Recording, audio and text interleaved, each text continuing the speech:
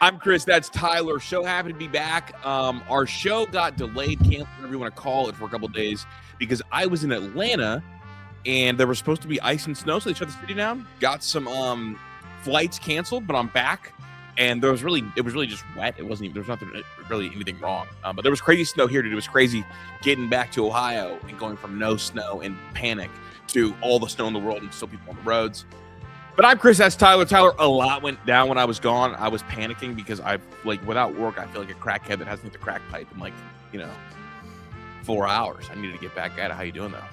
Dude, you missed a winter vortex, bro. Out I got back, bro, and was blown away by the amount of snow that was on the ground. We got about 18 inches of snow out out in Medina. I shoveled 3 times in 2 days my driveway.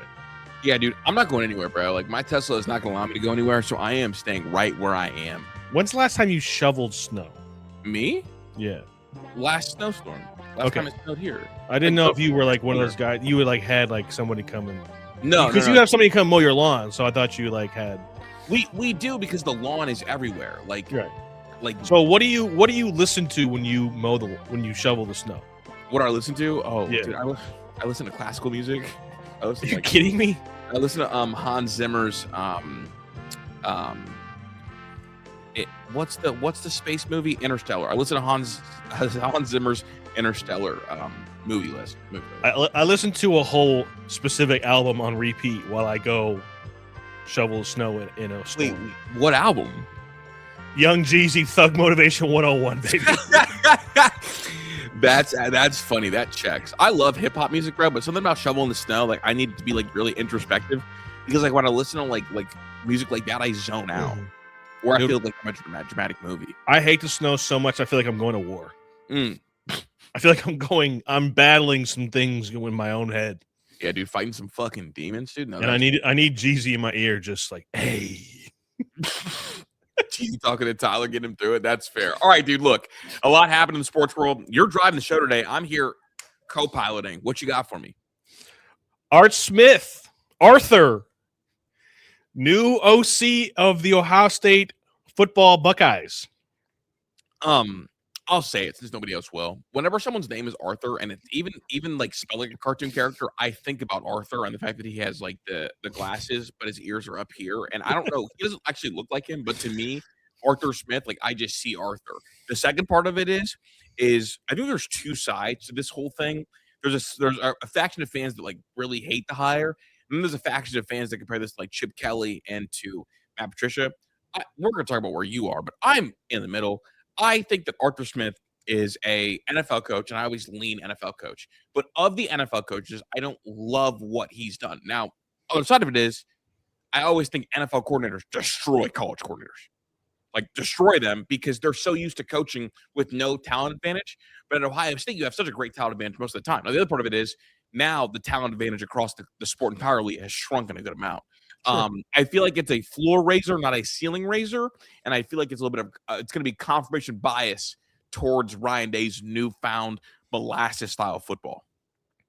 Agreed. I think it checks most of the boxes that we wanted. We wanted an adult. We wanted somebody that can run the offensive meeting room. Mm-hmm. We wanted somebody that didn't need Ryan's supervision. We wanted somebody that's called plays before. We wanted somebody from the NFL. Checks all of those boxes.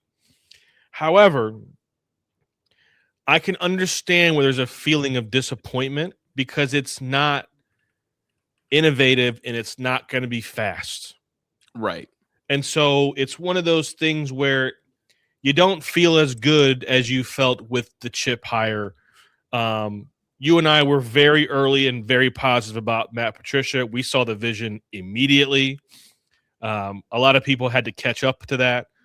We were very excited about Matt Patricia. Yeah. He has NFL experience as an offensive coordinator and a head coach. He's excellent for what Day wants to expand on the offense they ran last year. Bingo. It's good. If this is the offense that Ryan Day wants to run, it's going to get better with Art Smith running it. Okay. He was getting interviewed in this cycle for NFL offensive coordinator jobs. So this isn't a guy that wasn't wanted.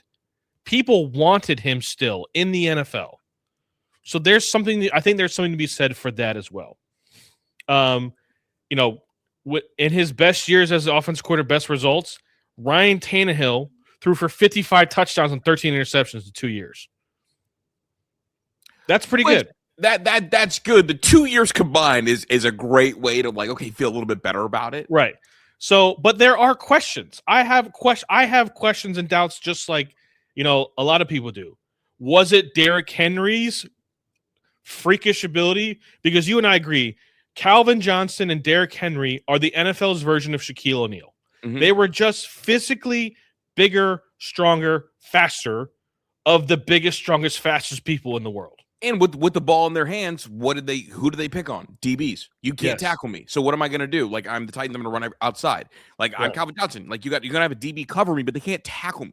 Correct. So when I get the ball, it's going to be over. So no, I mean, you definitely get people looking at you a little bit sideways when your best years are with the most dominant player at that position in the league. Correct. So was it Derrick Henry that made Art Smith's running game, or did Art Smith help elevate Derrick Henry? Yeah, it's the Ben McAdoo argument, right? Ben McAdoo took over in Green Bay as the OC and then got hired as the Giants head coach. And people were like, well, look, he was really good as the OC in Green Bay. And then the pushback was, well, he had Aaron Rodgers. Yeah. And Devontae Adams. Yeah. But now here we go. Again, I'm saying that, but that's NFL to NFL. We're talking about NFL to college. My big thing is this, Tyler. Does he provide enough different than what we already do in the room, right? And what I mean by that is look, I am the Golden State Warriors. I shoot a lot of threes. We're not winning. So, all right, let me go get a coach that let me go get one more player that shoots more threes. It's no, I want somebody that brings something different to the room to push this thing ahead. That's my thing. It's is Arthur Smith going to bring something different enough to the room? Now, the other part of it is you can win now with that style. Is it fun? Is it enjoyable? Is it no? Here, one of the things where I think you could get to the answer to your question is I think Art Smith is going to be able to look at Tyler Bowen and say, your guys need to do this better. Yeah, this isn't good enough right now. Right? Cortez Hankton, your guys need to block better. Mm-hmm. They need to get the right depth on this route. Carlos Loughlin, your guys need to pass. Bo has got to pass pro better. He's going to be able to hold the coaches in the room accountable without Ryan Day being in the room. Because I talked to my uncle who lives down in Atlanta, and he said that Art Smith is an asshole. Yes. So, you know what? Sometimes that might be good. Mm-hmm. At times, I'm not opposed to that. Now, I do wonder what happened in Atlanta because he went 7-10, 7-10, 7-10. Now, he had an old Matt Ryan. He had Marcus Mariota, Desmond Ridder. It wasn't great, but he had Kyle Pitts. He had Bijan Robinson. You had some talent there. And Drake London and those guys all got better after he left. Correct. Now I am going to give him a pass for the Steelers stuff because I think the Steelers' offensive talent is similar to that of the Cleveland Browns. Okay, that's fair. And they still got to the playoffs both years. He got to the playoff with Kenny Pickett, and he got to the playoffs with Aaron Rodgers, who was 42 years old. Okay, here we go. Is this a hire to prepare for life without the best player in America being a wide receiver? This feels like we are moving away from our receiver room is JSN, Garrett, and Chris. Jeremiah Smiths are done. Brian Hartline's done. We want to set a blueprint for winning post having the egregious wide receiver room. It's a great question. It's an excellent question. One of the things you could look at is Todd Monken did a lot of great things at Georgia as the offense coordinator. Bingo. After kind of being shunned amongst NFL circles. Yeah, and he used tight ends a lot. Now, he had Brock Bowers. Don't get me wrong. Brock Bowers was – we don't have a Brock Bowers at Ohio State right now. Mm-mm. But he did it with a more traditional style NFL scheme. Now, the thing that also people need to understand too is like he's not coming like for better or for worse. I think this is a topic for a different day, but I do want to have this conversation one day. Is he's going to run Ryan's offense? This is not going to be the Art Smith offense. This is going to be Ryan Day's Ohio State offense with Art Smith's input on certain things and wrinkles in certain things. I think the best way to describe it that I've come up with is this is like, look, you're bringing in somebody that's going to season the meat, but it's still Ryan Day's meat in the fridge. Right. And, like I said, I want to have a conversation one day if I think that that's still the right path. Yeah. I'm not going to have that conversation today. I still think it's a net win. Like it's a net positive, and it raises the football acumen in the room. So, like, well, here we go. Arthur Smith is not my first choice, or my second choice, or my third choice, or fourth choice, or fifth choice. But the football acumen and the NFL mind being in the building raises the overall standard for the program, and also provides somebody to keep Matt Patricia extremely sharp. Yeah. And not to mention, Art Smith is not going to be he's not going to be one of the 10 coaches that's going to be out recruiting. He's just there. Is that being confirmed or no? I'm like 95% sure that's what's going on. So I also think that's what's going on with Matt Patricia. I think this is a cutting edge move, but Matt Patricia's been on the trail right now, which is fascinating. Right. But I think eventually he will not be. Okay. Like Art Smith is going to be there. And I wonder how attractive that's going to be for future NFL coordinators that are looking at Ohio State and other colleges like, okay, I don't have to recruit. I can just coach. I can just be a coordinator. Mm-hmm. And in 98% of the games I play, I'm going to have a significant talent advantage. And I'm going to make $3 million a year. Doesn't sound too bad for a couple years. Mm-mm. You know? So overall, I think he's going to be better than Brian Hartline at calling plays. He's going to be better than Keenan Bailey at calling plays. And Ryan won't have to call plays. And he's important for Keenan Bailey's growth as a football coach. Correct. Like one thing that I think was lacking last year because Ryan Day can't develop coaches well, I think, trying to run the CEO thing. You need guys in there to like season other people. They're like you said it perfectly when you talk about there's no adults in the room offensively. There was no one to season these other coaches. Like Brian Hartline didn't take a step forward as a play caller because there was no one to season these other coaches in the room. Like on the defensive side, Walt been a DC before. Matt Patricia, obviously longtime DC. I mean, Laurinaitis was a captain and is being seasoned by those two. So also played middle linebacker in the NFL. Yeah, it was a captain for Walt. He was a captain while Walt was a DC. So it's like he had been, and he's also getting seasoned by these two. On the offensive side, like the offensive side is like the chicken that's been seasoned by water. Like we need Shaw to get some seasoning like quickly, and Art Smith does that. And I do wonder if Ryan Day looks at Keenan Bailey like your turn is going to come. I can't teach you. I don't have the time because unfortunately with the way the NCAA is operating right now, he doesn't have the time. There's just way too much shit he's got to do now. That's not even football related. Bingo. No, I mean, it's a lot of NIL. It's a lot of recruiting. It's a lot of, dealing with the salary cap. Like he's doing a ton. And so I do think something that's gone on the back burner amongst all coaches is development of other coaches, right? Like I think that is something that's taken a hit. And I think an example, look, I love Glenn Schumann. Glenn Schumann's awesome. I think that Glenn Schumann is not being developed as quickly as he was, as quickly as Dan Lanning was by Kirby Smart because of all the added responsibility. Is that fair to say? I agree.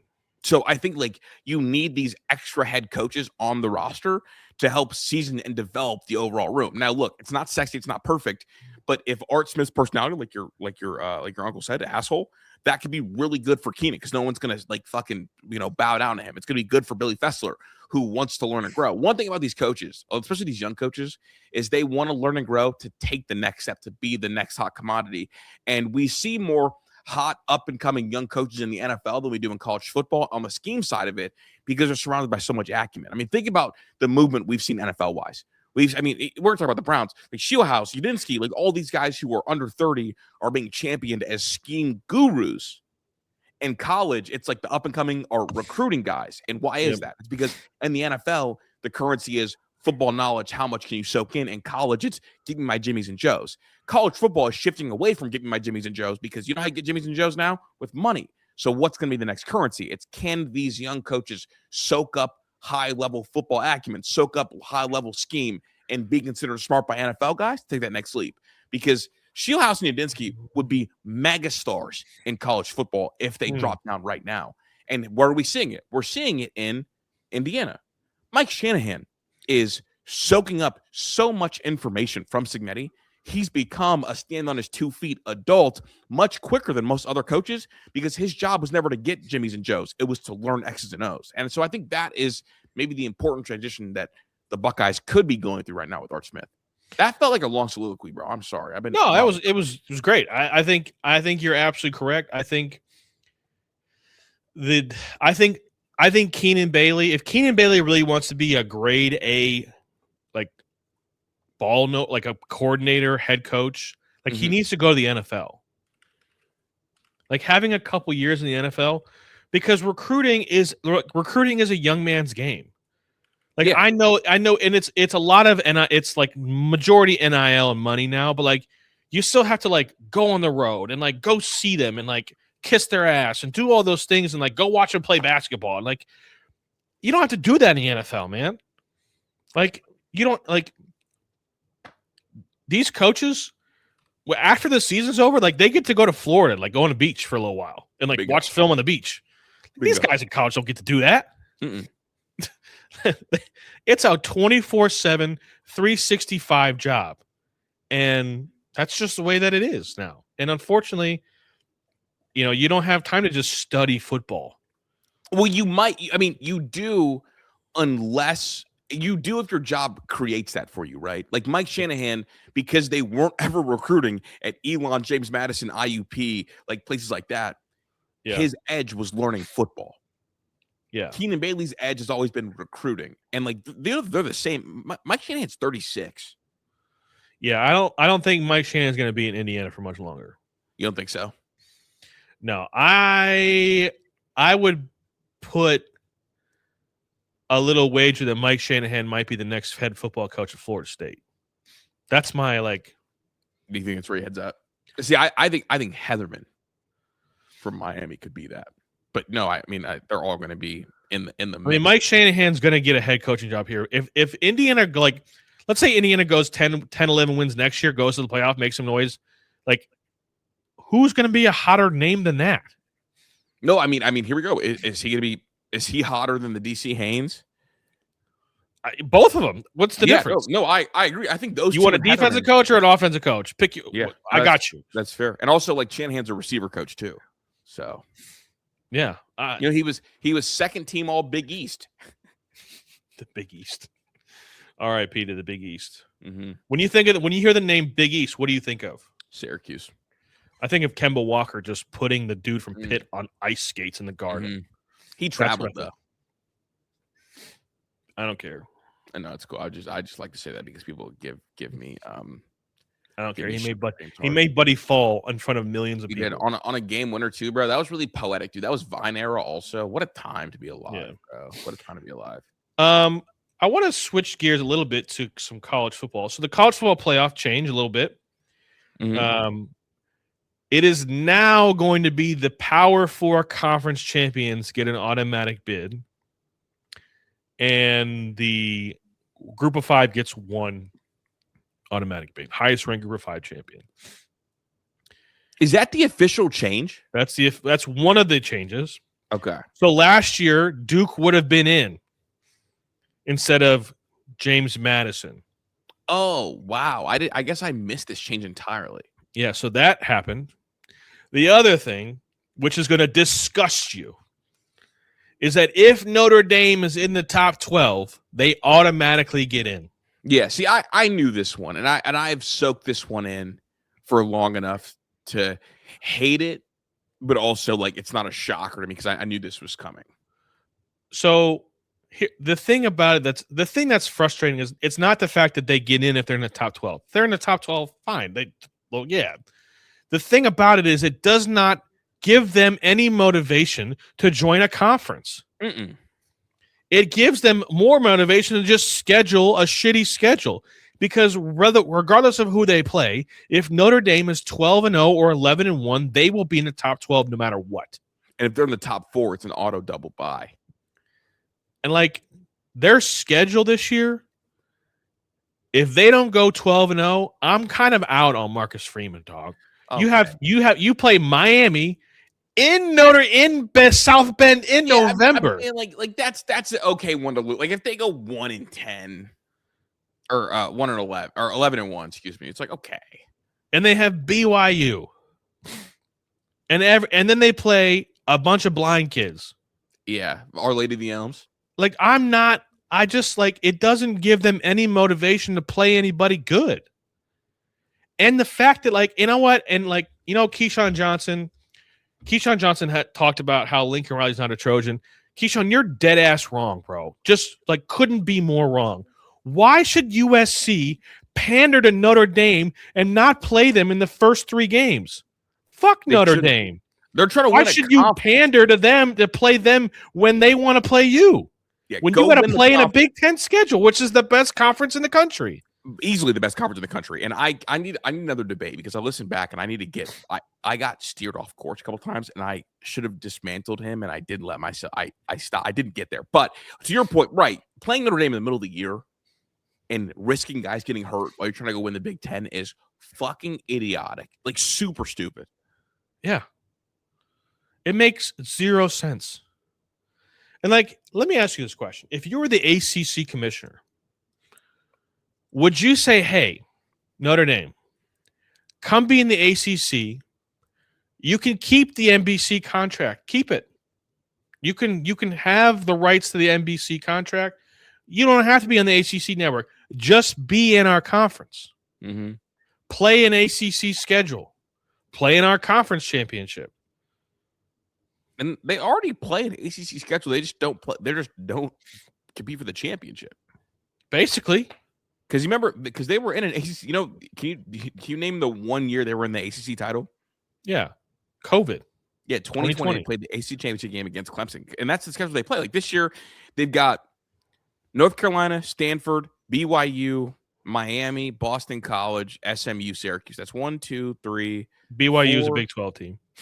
Oh, that's right. I'm tripping. They feel ACC sometimes to me. So that's 1, 2, 3, 4, 5, 6 ACC teams. So really just swap out 2, 3 more, get you 9. Yeah. And like it makes the ACC, because the ACC is closer to a G5 conference than the P4. Yeah. I mean, that just is. Yeah, the bottom falls out on them. Chris, if I pointed a gun to you and said, who's winning the ACC next year, would you live or die? I would die. That's what I'm saying. And also, that's also part of my G5 hate being so ridiculous. Like that is because Tulane beat Duke. Yeah, Tulane beat your conference champion. That's what I'm saying. So I'm always like, okay, like settle the fuck down. Like if we're gonna treat this like this, like the ACC should be left out entirely. Correct. Like Miami, congrats. You've never even won the conference, which is crazy. And we don't know who your quarterback is going to be because Mensa is just floating in outer space. Dude, the Mensa shit. I do have a video on it if you would like to go back and look. Yes, go look at that. Lost. It's a good video, but it's a mess. I've been following it closely. Miami fans found the video, and you know what someone said? Someone told me to get the facts straight before I do a blog or vlog about this. And I was like, what? All I did was literally read from the court paperwork. The funniest thing is when people tell me to do my research because you know how anal I am about research. Yes. But continue. I don't know. It just like, to me, it is what it is. Just, it always be, fuck Notre Dame over here. So, and this is just another reason why. And the last thing about college football is I can't believe I'm saying this, but I'm actually kind of proud of Dabo Sweeney. Dude, I just dropped a video. I am so fucking proud of Dabo. Like here we go. I don't think Dabo's ever going to win a championship again. No, nope. But I think his contribution to the sport and his legacy in the sport might be here because a couple years ago, problematic ass, very out of touch.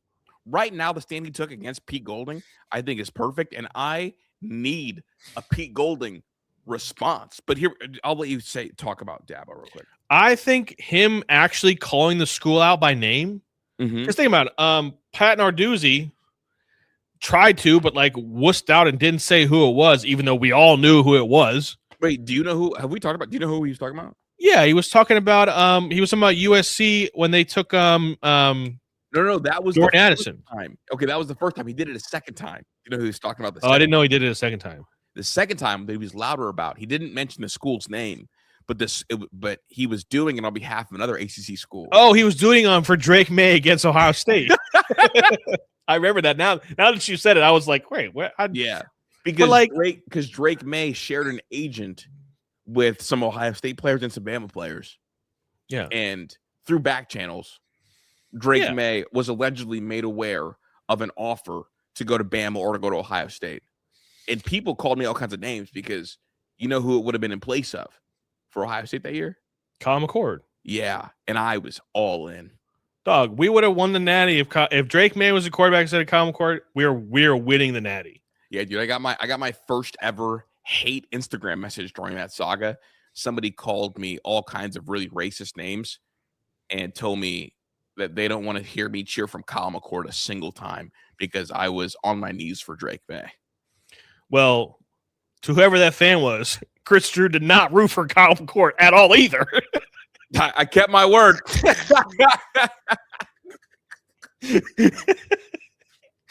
But I again, like, this is what's got to happen. And he's absolutely right. If you're a coach and your players getting tampered with and you don't want to say that to other coaches, you don't want to call them out by name or by school, then just shut the hell up. Right. Take also, it. Is Pete Golding green? For those who don't know, Pete Golding is tampered with a Cal freshman who transferred to Clemson and signed and was in class, and then Ole Miss continued to pursue him. What led, I guess, Dabo Sweeney to coming out and talking about it? Do you know the text message that was sent to that kid? It was like, I know you signed a contract, but we'll buy you out of it. Do you know who sent the text? No. Pete Golding himself from his personal phone. And you know what else he sent in that text message, in that same message? A picture of the $1 million contract. Dog, Pete Golding is green as fuck for that, yo. Like, you and I both know the tampering goes on. For the head coach of an SEC school to send a picture from his personal phone that the school owns, by the way. Ole Miss owns the phone. Mm-hmm. Hey, we got $1 million for you with a picture of the contract from Pete Golding's phone is the worst attempt of cheating I've ever seen. Like, that's too bold. That's too bold. But, like, also at the same time, though, all Pete Golding is doing is just essentially calling the NCAA out. Like, you ain't going to do shit about this anyways. Yeah, but, like, how often does a first-time head coach why does a first-time head coach feel that bold? Because the NCAA ain't doing nothing. Dog, you can't even get a Pete Golding. You're getting like $8 million a year. Get a burner. Right? If you were a first-time head coach. And how old is Pete Golding, by the way? He's like 40. Bro, he should not be that white-haired at that age. He worked for Saban. I always keep like working for Saban is like when you see pictures of presidencies. Go in looking young, come out looking dead. Yeah, did you age like 17 years in a 4-year stint? Yeah. Yeah, Pete Golding's 41. Yeah. It's not even salt and pepper. It's just straight salt. Yeah, dude. He could literally be Santa here in a sec. So I'm just happy. I just think it's interesting that I don't think anything's going to come of this. I don't think the NCAA is going to do anything about it. I don't think it's a big. I think it's more of a. It only becomes a big deal if more coaches start doing this. No, you know why this is actually a huge deal? Outside of if other coaches come out, because I don't know if you caught in the press conference. The most important thing there was, I called our commissioner, and our commissioner called Greg Sankey.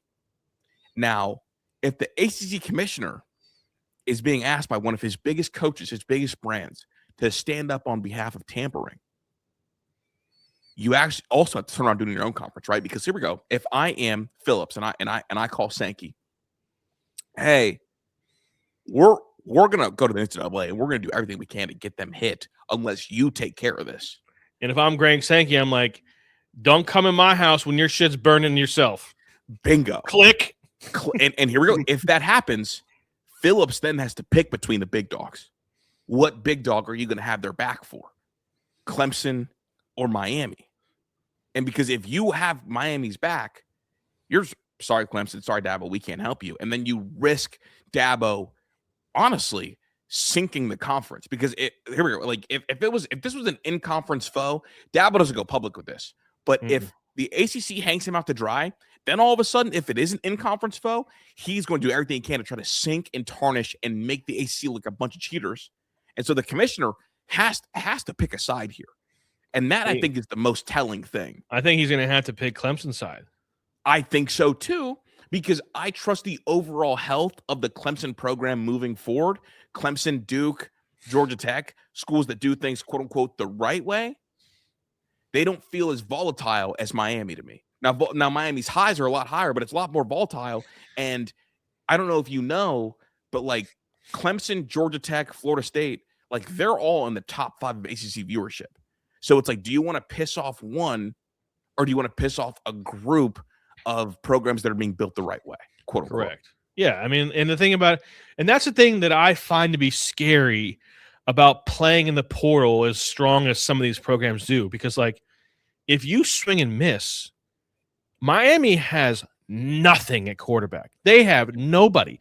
Joel Klatt ranking them in 7th in his top preseason, his like weights really top 10, where they don't have a quarterback was insane to me. No, it is, and I think they did it because I think they're going to get Mensa, but they're just playing a very dangerous game, and they're going to have good trenches this year. But they just feel very volatile to me, and I don't quite know how to like outwardly say it without coming across as a hater. But also I think schools like Miami, if they don't get a quarterback, they're going to be ass. I mean, they were almost ass this year. Like they were. Yeah, if they don't have who is Miami without Carson Beck? A 7-5, 8-4 football team. Yeah, they were almost really, really ass. I'll say this, and on the tampering front, I know people are gonna be like, well, everybody tampers. I believe, and this is from people I've talked to, there is an unwritten rule in the tampering world. And the unwritten rule is you can tamper, but once a kid signs and starts going to class, the unwritten rule is, okay, stop. Yeah. Like once Damon Williams re-signs with Washington, the unwritten rule from other coaches, okay, stop. Once Mensa re-signs with Duke, it's like, okay, stop. Now you could tamper up until then, but there's a belief that is the line. Now we are in a lawful society, and every time there's a lawless society, the laws end up being dictated by the guys who have the cachet, right? You see it in gang culture. You see it in mafia culture. You see it across everything. And when laws are not being enforced, there's unwritten rules that they get enforced. And the unwritten rule is, okay, it's like in baseball, right? It's like, don't steal a base when you're up 10 runs. Right. It's Bush League. Is there a law against it? No, you can do whatever you want. But don't do it. And if you do it, we will go to field justice. We'll hit you with a pitch. In coaching world, it's don't tamper with my players once they've already re-signed. Like you had your chance to cheat, you missed, let it go. Take your loss on the way out. Yeah. And if you don't, we're going to get lawyers involved, or Dabo's case, I'm going to go to a presser and lay out the exact timeline of you crossing this line. Yeah. Yeah, no doubt. I think, do you think this is going to get worse before it gets better? Everything about the college football right now?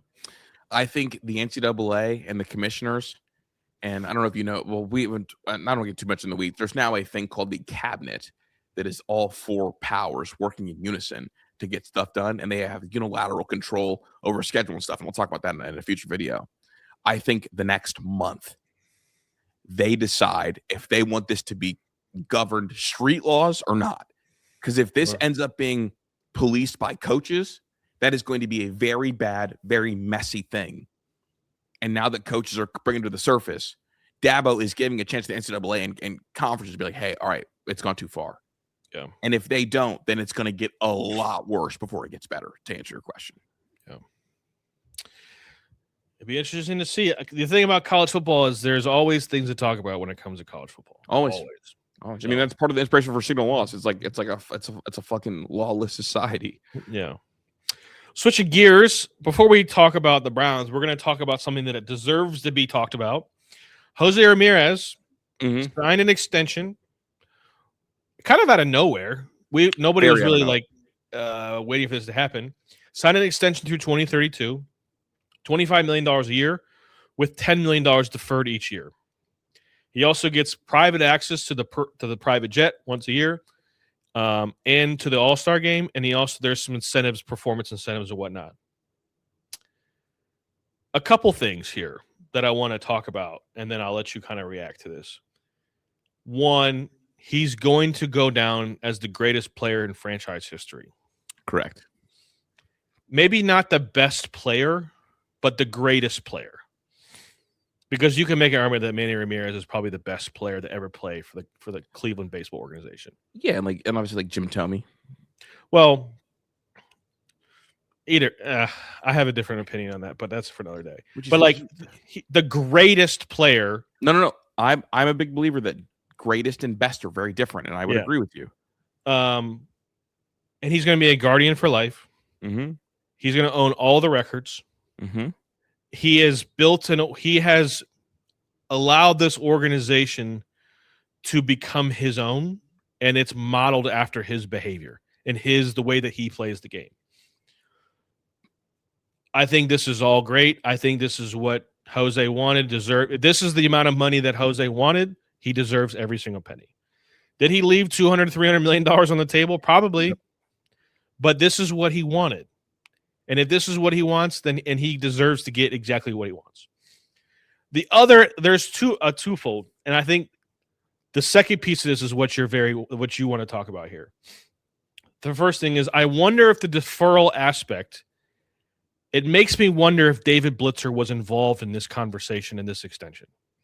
Because I think the way that it works, David Blitzer will be on the hook to pay this. Correct. In the future. Correct. Which, if David Blitzer was involved, that makes me feel really warm and fuzzy on the inside of what potentially is coming down the piper in a couple years for the Cleveland baseball organization. The second thing, which is exactly where you want to go with this, is there was a comment from a Dodger fan saying it's only bad when the Dodgers do it. Speaking about the deferrals. And to that Dodger fan, I politely and respectfully want to tell him to shut the fuck up. Because this is totally different. For one, the amount of money that we're talking about, totally different, not even the same universe. Second of all, Jose Ramirez is a homegrown, best player in franchise history, model citizen, going to have a statue. He's going to have all the things. Is there a single player in the Dodgers organization that has won a World Series in the last 3 years that's a homegrown player for the Dodgers? Kershaw's literally the only one. Only one. And he retired. Non-factor the last two. Yeah. Dog. That Dodgers fan, this is the exact tweet. $70 million in deferrals. The Dodgers are once again ruining baseball and taking advantage of the system. Wait, this is another team. So other teams are allowed to do this, and 29 other fan bases have no issue when a team other than the Dodgers do it. Got it. The most moronic baseball statement, in bad faith statement I've seen. Two parts. The Dodgers have $2.2 billion in contracts on their books right now. The Dodgers are not getting guys homegrown and developed that want to be there, that are getting paid under their market. They're being paid over everybody's market because they're deferring so much of it on the back end. The other part of it is, it's not extensions with deferrals. It's enormous signing bonuses, deferrals, in large part for tax reasons, and then deferrals to the point of Shohei Ohtani is making $2 million a year, allowing them to spend the other $65 a year that he's worth on other players that are also taking deferrals. The difference is that you could make all $70 million of the deferrals on this year's Guardians team, and it still would be under half the payroll the Dodgers have. Dodgers fans all of a sudden acting like they cannot speak with nuance about it is fucking disgusting. Look, to every Dodgers fan comparing this to them, just say, get your money up, broke boys. Like, I'd be more okay with that. But to use the Guardians as a look, they're doing it too. Like, oh my fucking goodness, go to hell, the express lane, like dead ass. Like, it blows my mind, the ignorance that they have. And for Jose, I'm thrilled for him. He's going to go down on the Mount Rushmore, not just of Cleveland Guardians, but in Cleveland sports, in Ohio sports, probably. He now also with Blitzer, you got to think that as soon as that sale happens, there is going to be an aggressive push to, in those final year or two of Jose's prime, to surround him with a good enough team to compete, because it'll be after the work stoppage. And by then, you would hope that MLB baseball is under some form of control. So, couple things to respond to you there. One, if Jose Ramirez and the Cleveland Guardians win a World Series, I think Jose Ramirez will be more beloved than LeBron James in Cleveland. My only pushback is the fact that LeBron grew up in Northeast Ohio. He did, but Jose chose to be here through all of it. He did. And took a pay cut. He did. LeBron left not once, but twice.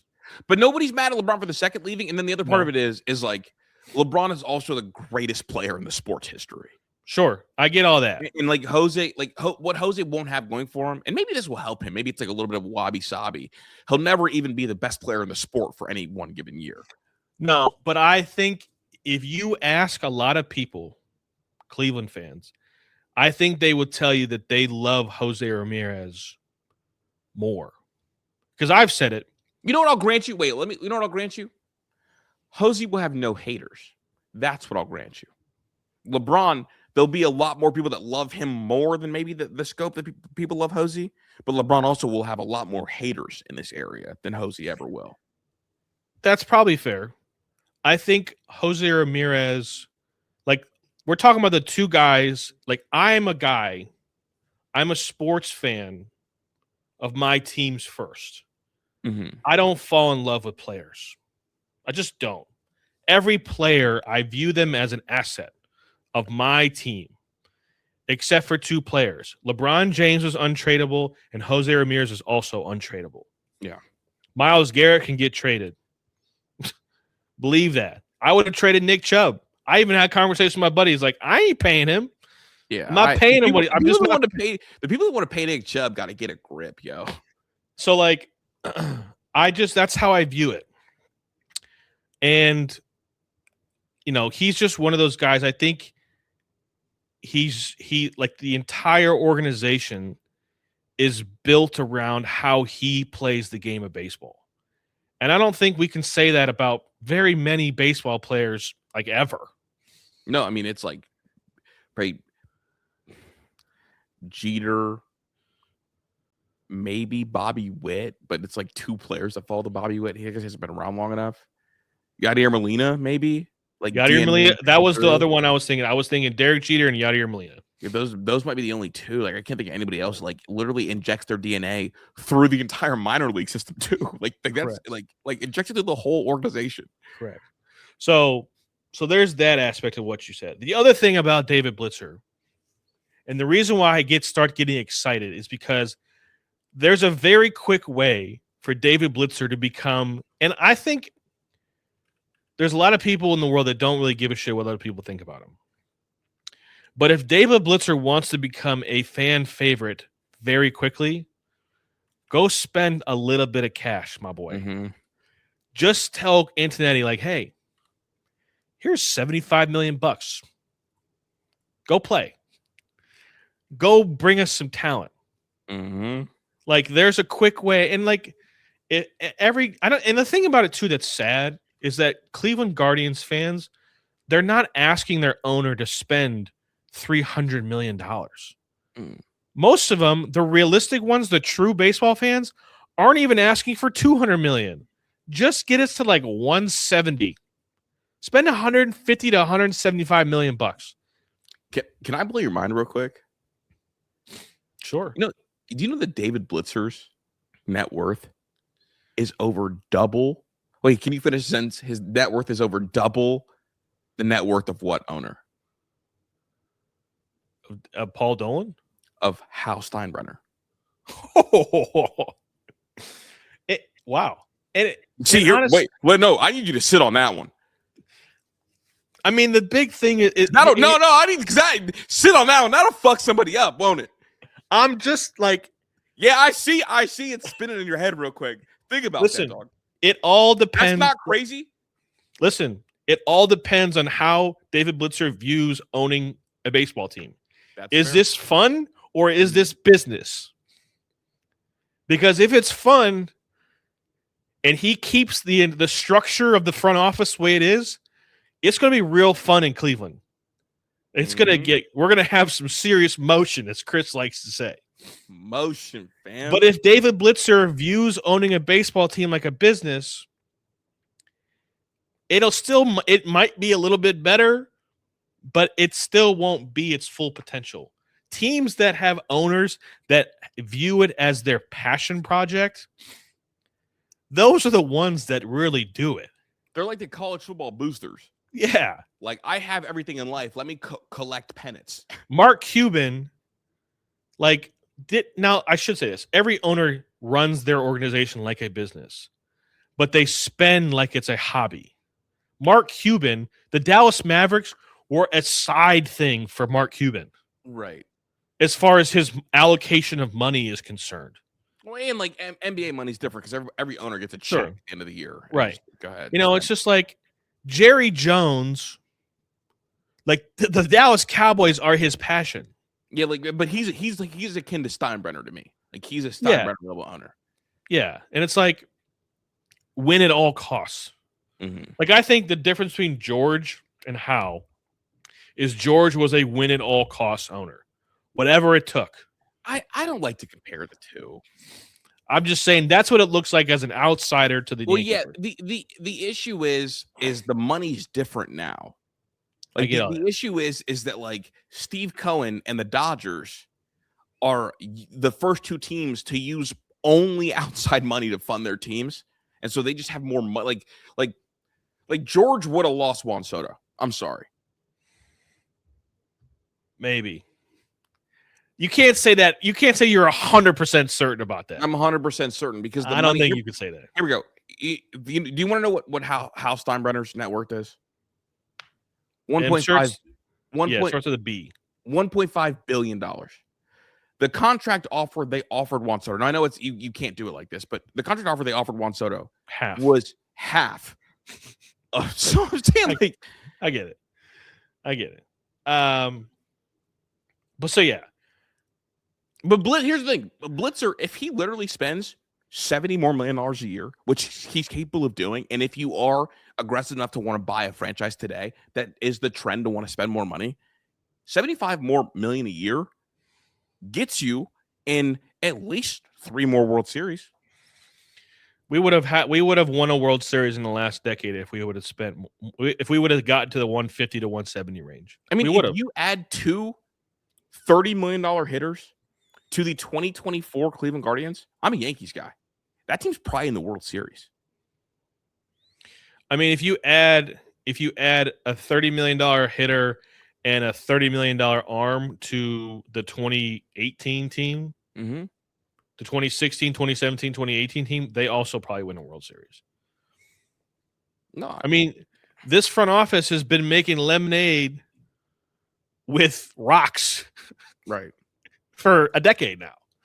So, I mean, here's the, like with Blitzer, they're going to be in the running for the Bo Bichette's. They're going to be in the running for maybe. Yes. I mean, maybe not like the Juan Sotos, but like for the Bo Bichette's, for the Cody Bellingers. Like, the thing about it too is like players. The Juan Sotos, that doesn't really work that much. It's never worked that well. You don't want to in baseball. You don't want to be tied down for that long. It's not even that. It's just like when you allocate so much money to one player, like. There's only been 2 players that have really won until the Dodgers did what they did. But like, if you look back, so much of it's deferred, right? But like Alex Rodriguez and Corey Seager until the last like 3 or 4 years, and like so it's just been that doesn't really work. And here's the thing: like Corey Seager's deal wasn't even like as aggressive as the Juan Soto deal. No. But I do I do want to get into. Do you have Antonetti's comments? I do. I'm gonna play them real quick. Yeah, let's play that real quick. Clubhouse. I think at the end of the year press conference you said that when it came to maybe bringing in bats, it was going to be internal and external. Obviously, there was a big emphasis on keeping things internal. Why was there such an emphasis on just keeping this group together? And when it came to looking at other free agents, trades, what have you, why was it important to keep this group as it is so far? We spent a lot of time thinking about ways where we can improve as a team, and as we looked at a lot of the the possibility of external additions, one of the questions we continually have to ask ourselves is whose opportunity does this impede? Which guys will we not be able to give plate appearance to because we're signing at a free agent? And in the end, we made the determination that we have a really exciting group of young players that are starting to emerge at the major league level and a depth beneath that we want to give them an opportunity to contribute and fuel our success. This is exactly what I said was going to happen for two reasons. One, Paul Dolan is selling the team. Yeah. If the more money he spends on the roster, the more he has to give up when he sells this is just straight business. This is a profit. He's trying to make a profit. And like as a fan, I'm like, what a loser. You're a billionaire. Like, who cares? And but as somebody that looks at like people's business, like it makes sense. So that's Can I provide an example? Can I provide a quick example? Sure. Washington, when they were going through the sale of the team, the first thing they tried to do was extend Juan Soto. Why? Because you want a star. Correct. For a long time. Juan Soto says no. When Juan Soto says no, what do? Ship off everybody and try to get as many cheap young players as possible to make the selling of the team more attractive and to increase your profit margins because you have less payroll. Correct. Second thing is this organization has put a lot of time into these young hitters that they have coming up. Mm-hmm. For better or for worse, they're going to find out. When I say return on investment, I'm not talking about money. I'm talking about the time that they spent on these kids. Yeah. And right now, there's two tiers. There is the prove it tier, which is the Manzardos, the Kafis, the Valeras, the DeLauters, and yes, Travis Bazzana. Like, show us. He's got to play this year. Fuck. Show us. There's also a tier of four guys that it is now or never for them. This is Bo Naylor. This is Nolan Jones. This is Gabe Arias. And this is Brian Rocchio. It is now or never, brother. Like, you got to do it or you're gone. Like, we're not wasting at bats on you. And I think there's going to be a short leash on some of those guys. What do you put four guys? I think Schneeman's a pro. I just think Schneeman is a pro baseball player.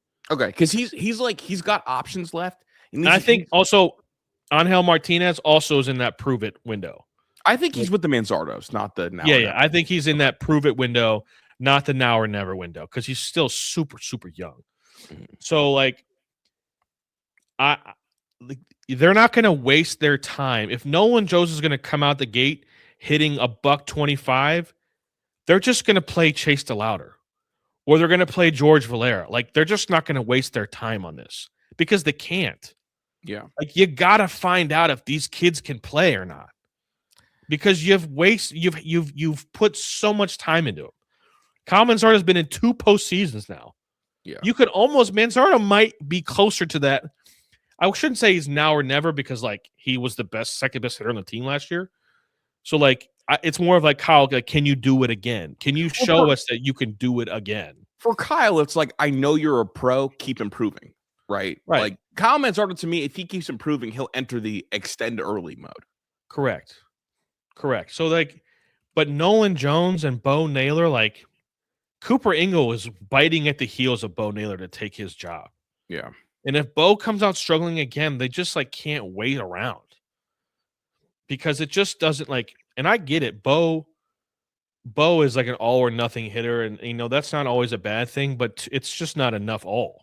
It's a bad thing when your all isn't even close. And to be quite honest with you, they need to choose between Gabe Arias and Brian Rocchio, because they need to play Travis Bazzana. You can't, like, you were the number 1 overall pick, dog. We gotta see you. I don't care if you're ready or not. You got to be up here. No, you have to go right now because guys in your class are raking at the big league level. Yeah. And, Stephen Kwan's going to play left field. But if you look around, Valera left-handed, DeLauder left-handed, Nolan Jones left-handed. It's like there's not enough at bats to go around. And so the cream has to rise to the top. And I think spring training in Arizona is going to be really interesting and competitive, I hope. Bingo. And I think the organization, while forced by Paul Dolan because of the sell, it's going to for better. They're going to find out because this is the time. This is the year because I think 2020, which sucks, because like what I was told by somebody that I trust that knows a lot of people in the organization, the owners are ready for the lockout.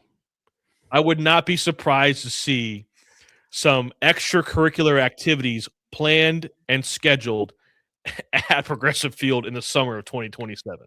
Woo, kid.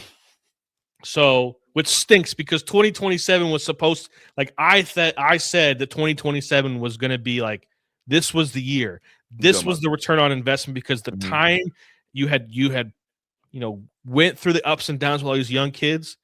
And like, once you get to that, like 600, 800, 900 at bats, like you're no longer a young kid anymore. Mm-mm.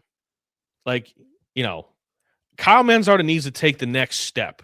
If he wants to be like extended and paid like a big time hitter, like that average needs to creep up to that 230, 240.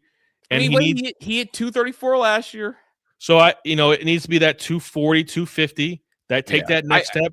His 230 didn't feel like 230 because he would hit some stretches where he was fucking cold. Yeah. So like he needs to like get a little bit more consistent. And if he takes out those bad stretches, he's easily a 245 hitter. Yeah. And that's what he needs. He needs to be a 245 hitter that hits 25 to 30 homers. And like to me, I don't even care about. I mean, look, 25 homers and just give me a bunch of doubles too. I think he's gonna hit 25 homers though because of the way he swings the bat. Like brother, he hit 27 last. He hit 27 last year. I think that's who he is as a power. Like that's his power. I think it's an easy thing for him. He's got to take. He's got to take his walks. Yeah, and that's where the 245 average comes in. Is the strikeouts go down and the walks go up. Mm-hmm. And that's how you get to that 245 average. The on-base percentage goes up. All those things go up, and you become a real major league hitter. So, it's going to be Guardians fans need to be prepared to be very patient because it could be ugly in stretches. These are very young kids. Now, look, you've done all this, Tyler, and you have not talked about Stephen Kwan. I mean, they agreed to a deal on arbitration. An ARB deal? Okay. Well, I know, I'm saying, but like, they're not trading him. Okay. They're not going to trade him. For better or for worse. I just don't know. You think that ARB deal stops them from trading him? I'm confused. I'm saying if they trade him, if they trade Stephen Kwan this year, that means they're out of it.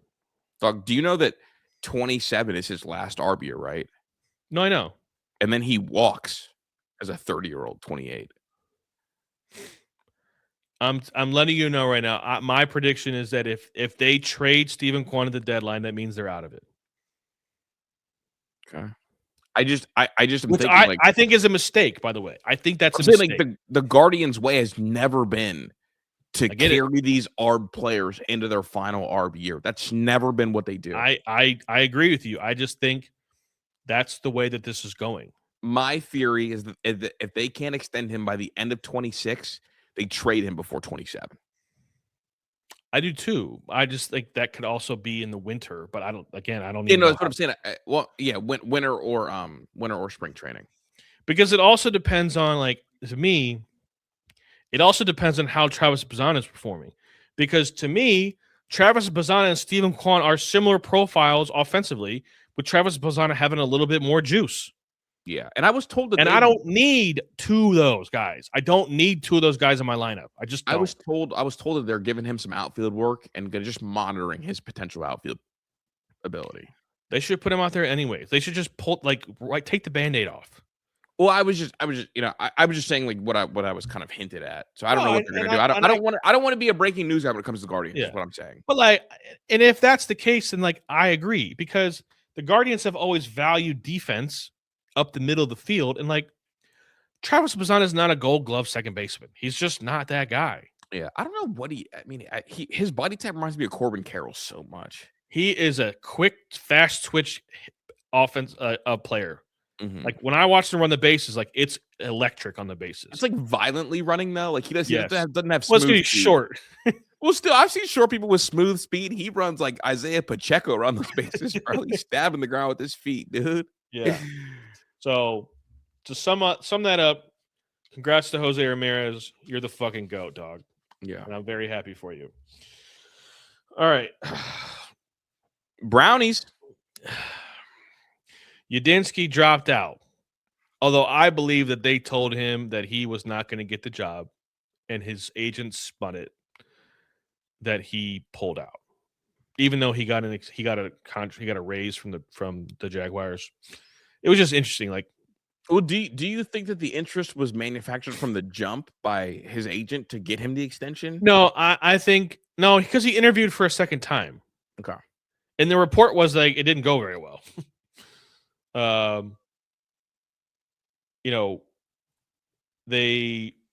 Shula pulled out or said no. Mm-hmm. McDaniels said no. I think, and Browns fans were really upset. And I think what really happened is they realized that the Browns' job is not a good job. It's scary, dude. It's really scary because your GM's about to get fired, you think. Here's the thing. You have the worst quarterback room, the worst quarterback and the most expensive quarterback room in the NFL.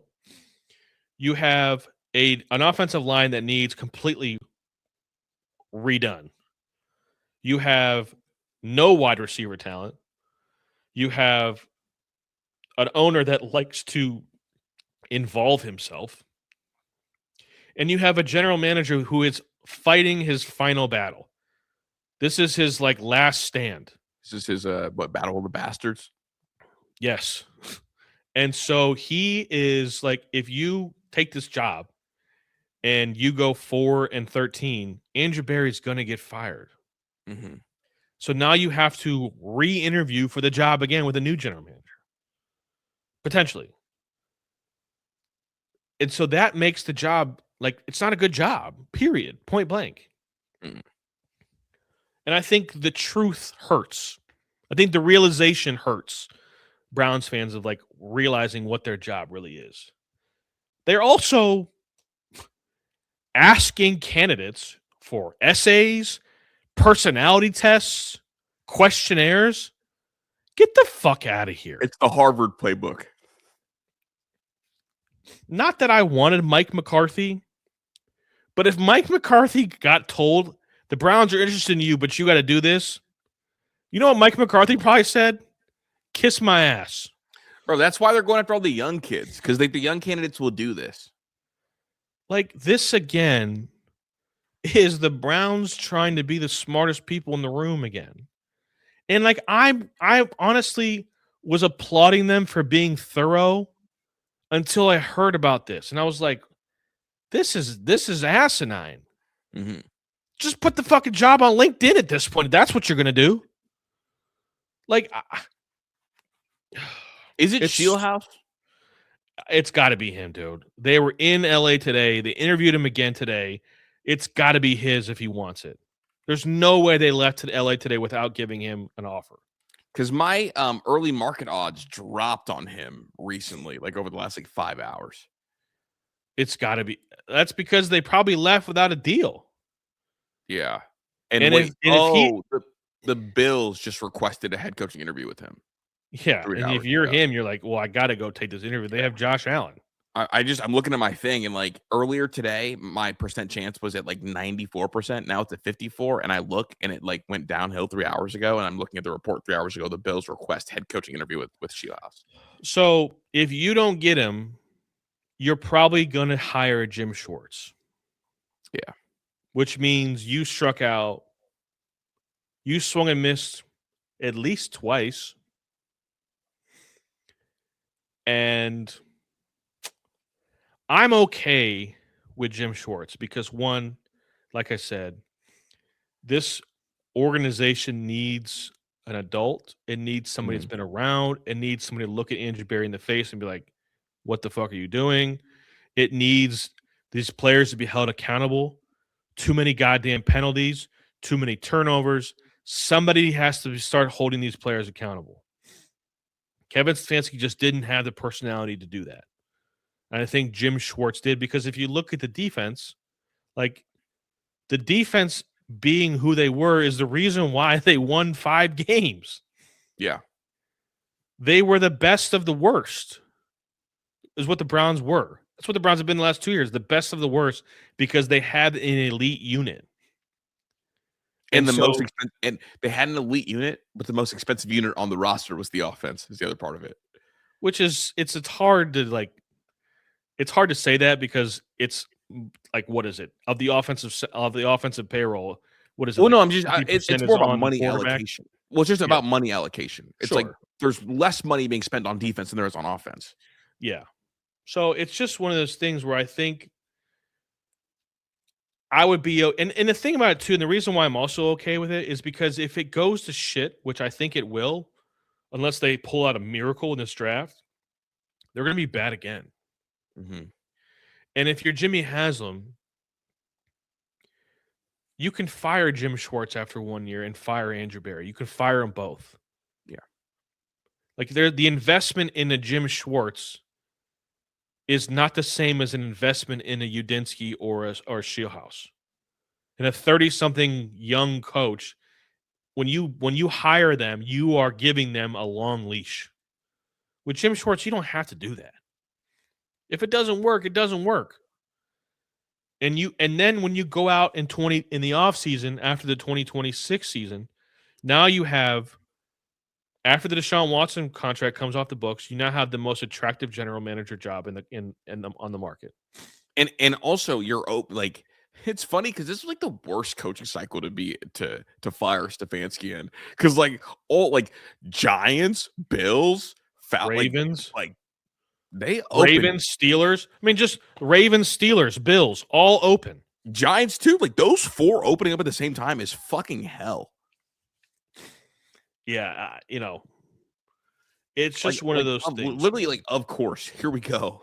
Yeah, it's just one of those things. So, like, I find it to be, it's bad luck, which is very Brownsy to like. It's bad luck based on all the jobs that came open, the types of jobs that came open. And I think Andrew Berry is just in over his skis, man. He just Andrew Berry is an analytics guy. He's a math nerd. Like, this is about evaluating people. This is about judge of character. This is about, can you see the vision of what that, like, this is not his skill set. I mean, he can't evaluate offensive players, let alone evaluate potential head coaches.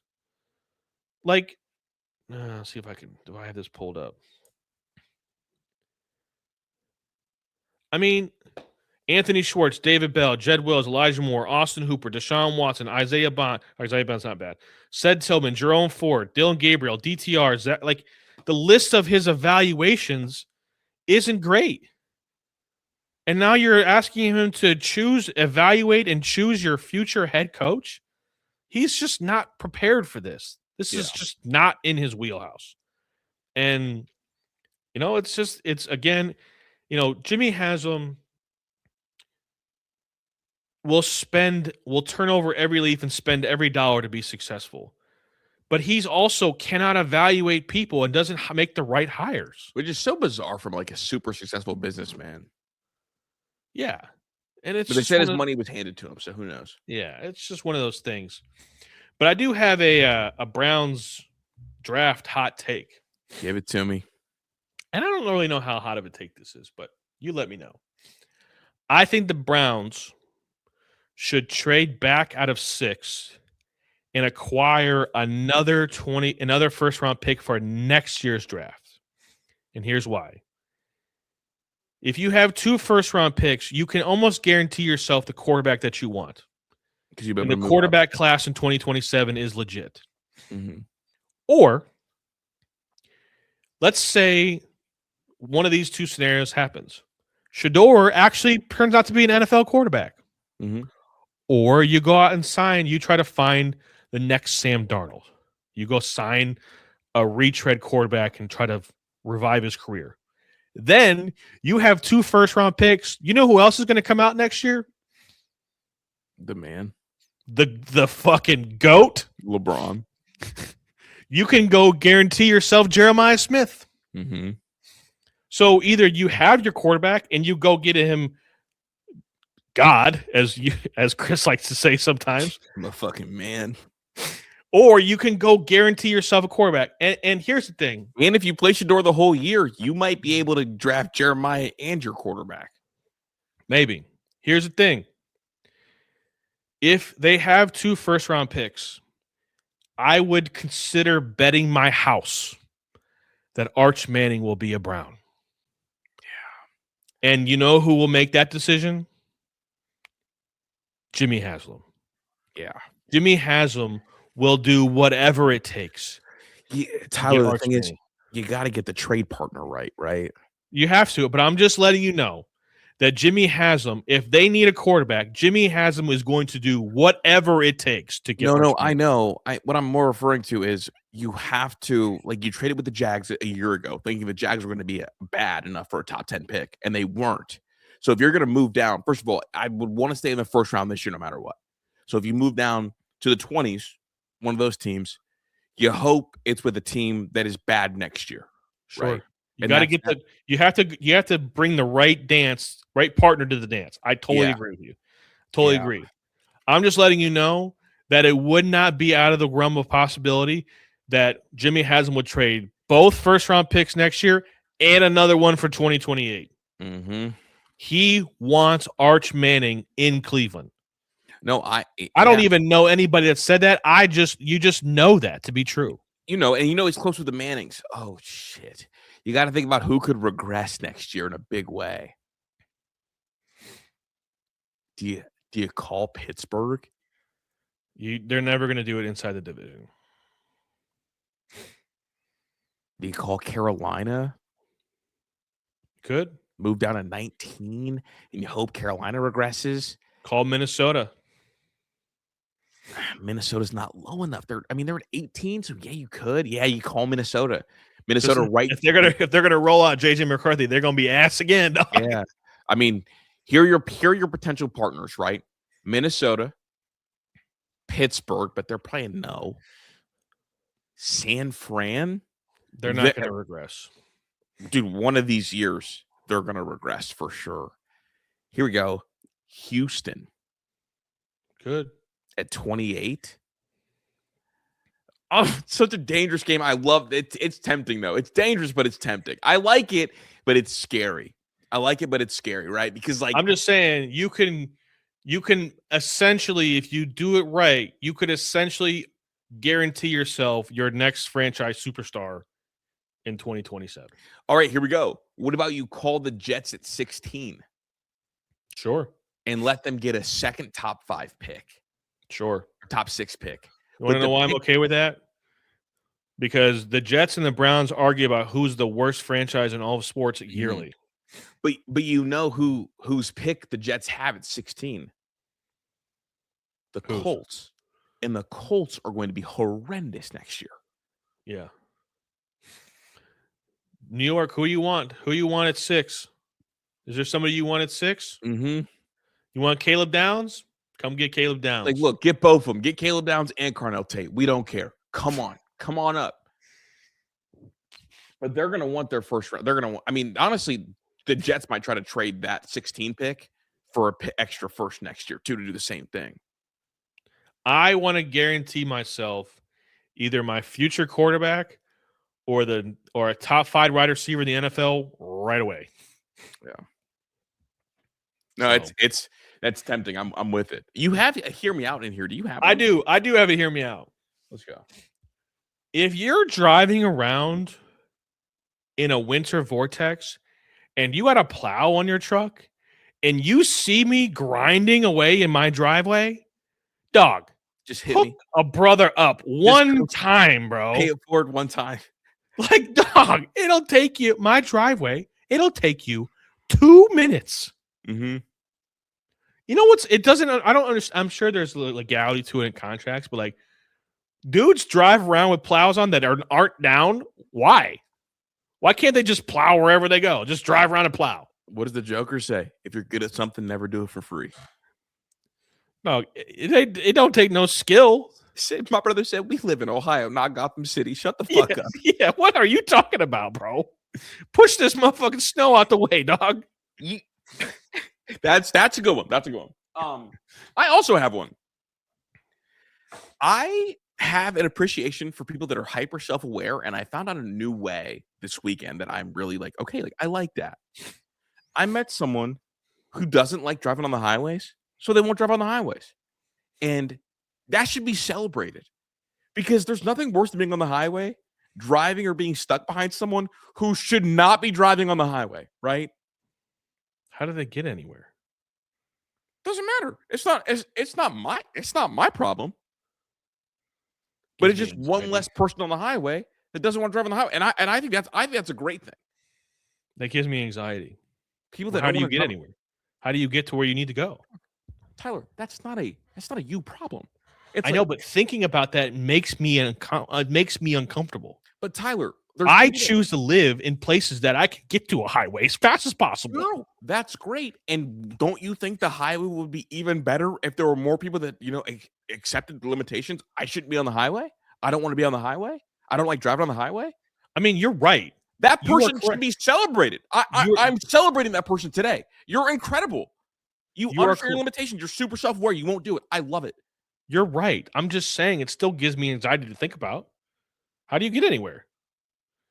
How would you get to Columbus if you didn't how would I drive from Medina to Columbus if I didn't get on a highway? How's that even possible? I don't even know how to do that. If we didn't get on highways, what wouldn't we be doing? Doing that exactly. I'm celebrating it. I love it. I mean, good for you. Not driving on highways. I appreciate the self-awareness. It just makes me like, how do I get there? One, and like, why is it going to take me 3 times the amount of time to get there? Well, I think it's a plus trait because think like, look, if you're not comfortable driving on the highway, you don't have to drive on the highway. But if you really need to, you can. But on day-to-day stuff, I could just plan an extra 10 minutes to go around. Where do they live? Atlanta.